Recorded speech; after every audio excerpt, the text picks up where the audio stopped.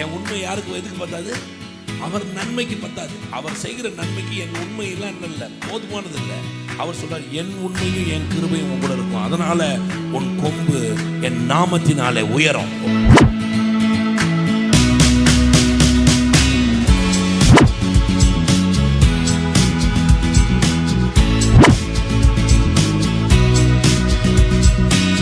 சங்கீதம் 24, என் உண்மையும் என் கிருபையும் அவனோடு இருக்கும், என் நாமத்தினால் அவன் கொம்பு உயரும். சங்கீதம் தாவீதை குறித்தும் தாவீதுடைய அரசாட்சியை, தாவீதுடைய ஆளுகையை பூமியில் நிலைவரமான ஆட்சியாக தேவன் வைத்திருப்பதை குறித்தும் பேசுது இந்த சங்கீதம் முழுக்க. எப்படி வைத்திருக்க போறாருன்னு சொல்லுது. எப்படி வைத்திருக்க போறான்னு சொல்லும் போது ஆரம்பிக்கும் போதே எப்படி ஆரம்பிக்கிறாங்கன்னா, தேவன் தாவீதை உண்டாக்குறாரு. தாவீதை நிலைப்படுத்துவதற்கு என்ன பண்ணாராம்? கிறிஸ்துவை உண்டாக்கினார். ஒரு ஆமென் சொல்லுங்க. கிறிஸ்துவை பற்றி தான் பேசுது. இப்போ இங்கே சொல்லும் போது என் உண்மையும் என் கிருபையும் அவனோடு இருக்கும். ஒரு ஆமென் சொல்லுங்க. நான் சொல்றேன், ஆண்டவர் கிறிஸ்துவுக்கு சொன்னது அல்லது கிறிஸ்து இயேசு கிறிஸ்து நமக்கு சொன்ன இந்த அவருடைய உண்மை, ஒரு ஆமென் சொல்லுங்க. நம்முடைய உண்மை இல்லை. யாருடைய உண்மை இல்லை? ஆமா, தாவீதுடைய உண்மை இல்லை, அவருடைய உண்மை. ஒரு ஆமென் சொல்லி கேட்கிறேன். சத்தமா சொல்லுங்க சார். அவருடைய உண்மையும் அவருடைய கிருபையும். எத்தனை பேர் நம்புறீங்க? நான் சொல்றேன், இன்னைக்கு நீங்களாம் கிறிஸ்துவுக்குள் ரட்சிக்கப்பட்ட சந்ததி இல்லையா? அவருடைய உண்மைக்கும் அவருடைய கிருபைக்கும் சொந்தக்காரங்க நீங்க. ஏன்னா நீங்க கிறிஸ்துவுக்குள்ள இருக்கீங்க. ஒரு ஆமென் சொல்லுங்க. இன்னைக்கு தாவீது அரசா இல்லை, ஆனா தாவீதின் சிங்காசனத்தின் மேலே யார் இருக்காரு? கிறிஸ்து இருக்கிறார். ஒரு ஆமென் சொல்லுங்க. சத்தமா ஆமென் சொல்லுங்க. போன வாரம் கேட்டோம்ல, யூ ஆர் இந்த கிங்டம் ஆஃப் காட், தேவனுடைய ராஜ்யத்துக்குள்ள வந்துட்டீங்க அப்படின்னும். அப்போ எழுத்தின்படி தாவீதை ஒரு ராஜாவாக உண்டாக்கி, தாவீதின் சிங்காசனம் அசைக்கப்படுவதில்லை, தாவீதின் சிங்காசனம் நிலைத்திருக்கும் அப்படின்லாம் சொன்னார் பாருங்க. யார் அந்த சிங்காசனத்தில் இருக்கார்? ஆண்டவராகிய இயேசு கிறிஸ்து இருக்கிறார். ஒரு ஆமென் சொல்லுங்க. கடவுளுடைய உண்மையும் கடவுளுடைய கிருபையும் நம்ம கூட இருக்கு. ஒரு ஆமென் சொல்ல கேட்கிறேன். என் வாழ்க்கையில் ஒரு தாக்கம் உண்டாகுது. எதனாலன்னா, என் வாழ்க்கையில் ஒரு பெரிய மாற்றம் உண்டாகணும். என்னன்னா, அவருடைய உண்மை, ஹிஸ் ஃபெய்த்ஃபுல்னஸ், அவருடைய உண்மை என்னோடு கூட இருக்கிறது. ஒரு ஆமென். கையை உயர்த்தி சொல்லுங்க பார்க்கலாம். ஹிஸ் ஃபெய்த்ஃபுல்னஸ், அவருடைய உண்மை. ஆமென். நான் உண்மையா இருக்கனா இல்லையா, நான் அதெல்லாம் இருக்கணும், நல்லது. ஆனால் என்னுடைய உண்மையெல்லாம் அவருடைய நன்மைக்கு பத்தாது. என் உண்மை யாருக்கு எதுக்கு பத்தாது? அவர் நன்மைக்கு பத்தாது. அவர் செய்கிற நன்மைக்கு என் உண்மையெல்லாம் என்ன இல்லை, போதுமானது இல்லை. அவர் சொல்றார், என் உண்மையும் என் கிருபையும் உன் கூட இருக்கும். அதனால உன் கொம்பு என் நாமத்தினாலே உயரும். ஒரு ஆமென் சொல்ல கேட்கிறேன் சார். அல்லேலூயா. என்ன கொம்புனா என்ன? ஒரு மிருகத்துக்கு கொம்பு என்ன? It is the power. அது என்னது? அதுதான் வல்லமை. அதுதான் என்னது? பாருங்க, இந்த எலிக்கு வால் தான் என்னது? பவர். பார்த்துருக்கீங்களா? நீங்க வால் அடிச்சிட்டிங்கன்னா அவ்வளோ பெரிய எலி நகராது. பார்த்துருக்கீங்களா இல்லையா? பார்த்தது இல்லையா? நீங்க எலி அடிக்கிறீங்க இல்லை, எலியுடைய வாழை ஒரே ஒரு தடவை அடிங்க, அது எவ்வளோ பெரிய எலியாக இருந்தாலும் அங்கே நகராது. அது உயிரோடு இருக்கிற பணமாயிடும். சீரியஸாக. ஆமாம், நிறைய பேருக்கு தெரியல போல் இருக்கு இல்லையா? ஆமாம், எலியோடைய வாழை அடிச்சிட்டிங்கன்னா, ஒன்ஸ் ஒரு தடவை நீங்கள் அடிச்சிட்டிங்கன்னா அந்த எலி நகரவே வாய்ப்பே கிடையாது, நகரவே முடியாது. ஏன்னா அதோடைய பவர் எங்கே தான் இருக்குது? அதோடைய ஆண்டனா வால் தான். அவருடைய ஆண்டனா இதுதான், வால் தான்.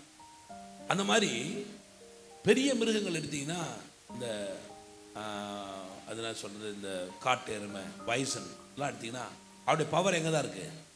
ஹார்னில், கொம்புல தான் இருக்குது. அவருடைய பவர் எங்கே தான் இருக்குது? கொம்புல தான் இருக்குது. அப்போ கர்த்தர் சொல்கிறாரு, உன்னுடைய வல்லமையை, உன்னுடைய பவரை, உன் அத்தாரிட்டியை, உன்னுடைய பொசிஷனை நான் என்ன பண்ணுவேன்? என் நாமத்தினால் உயர்த்துவேன். ஒரு ஆமென் சொல்லுங்க. கையை உயர்த்தி ஆமென் சொல்லி கேட்கிறேன்.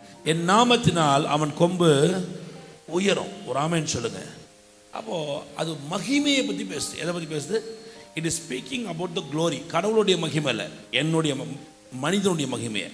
ஒரு ஆமென் சொல்லுங்க. இப்போ நான் இப்படி சொல்றேன், நீங்களாம் அவர் நாமம் தரிக்கப்பட்ட ஜனங்கள். ஆமாவா? ஆமான்றவங்க ஒரு ஆமென் சொல்லுங்க. நீங்கள் அவர் நாமம் தரிக்கப்பட்ட ஜனங்கள். அல்லேலூயா.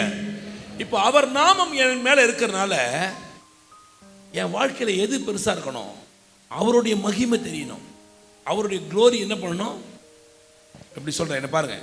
இப்போ எங்கள் அப்பா இருக்கார், எங்கள் அப்பா ஒரு பெரிய ஆள்னு வச்சுப்போம், ஒரு மிகப்பெரிய ஆள், ஒரு எம்எல்ஏ, எம்பி, மினிஸ்டர் வச்சுப்போம். மகனுக்கு ஆட்டோமேட்டிக்காக என்ன வருது? என்ன கிடைக்குது? எங்கே போனாலும் சொல்லுங்கள் சார், எங்கே என்ன கிடைக்குது?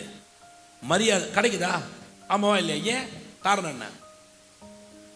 அப்பா மினிஸ்டர், அப்பாவுடைய க்ளோரி இவனை என்ன பண்ணுது? இவனை பெரிய ஆளா மாத்து. ஒரு ஆமேன்னு சொல்ல கேட்குறேன், சத்தமாக ஆமேன்னு சொல்ல மாட்டேன்றப்பார். அல்லேலு சொல்லும் போதே எப்படி சொல்கிறான்?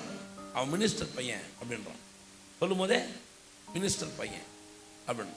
அவனா மினிஸ்டரு கிடையாது. ஆமாம், அவன் 10 பைசா உதவிருக்க மாட்டான்.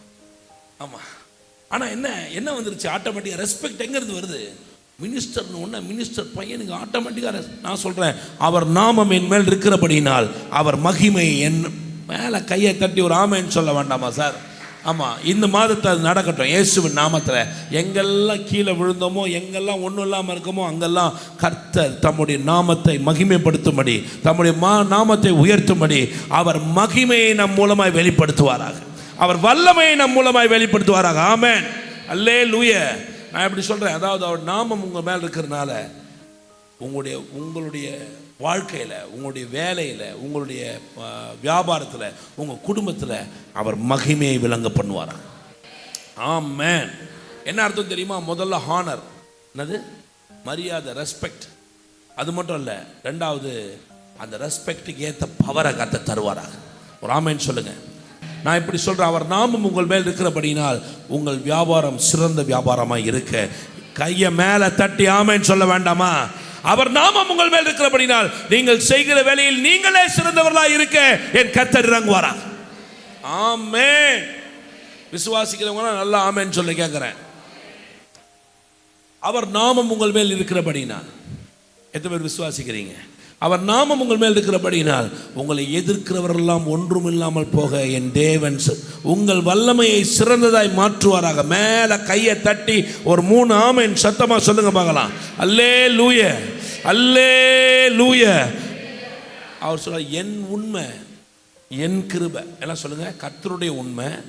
சத்தமாக சொல்லுங்க, கர்த்தருடைய உண்மை, கர்த்தருடைய, மறுபடி சொல்லுங்க, கர்த்தருடைய உண்மை, கர்த்தருடைய கிருபை. அது என் மேலே இருக்கிறதுனால, அது என் மேலே இருக்கிறதுனால அது என்னை தோற்று போக விடாது.